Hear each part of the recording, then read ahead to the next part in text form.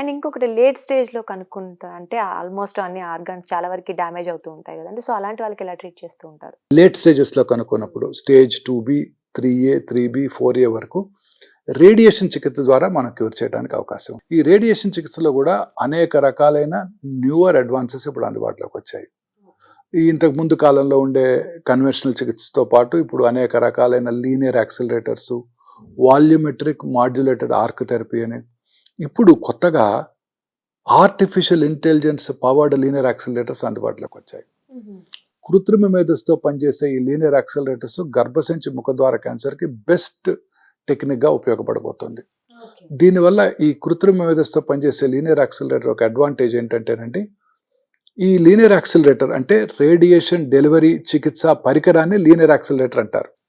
ఇప్పుడు రేడియేషన్ ఇచ్చే పరికరం ఉంది కదండి, ఆ పరికరం, ఆ చికిత్సా పరికరాన్ని డెలివరీ చేసే చికిత్సా పరికరాన్ని లీనియర్ యాక్సిలరేటర్ అంటారు.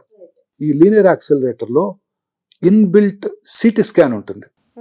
అంటే రేడియేషన్ చికిత్స చేసే ముందు ఆ మెషిన్ తనకున్న సిటీ స్కాన్ ద్వారా సర్విక్స్ యొక్క లొకేషన్ చూస్తుంది.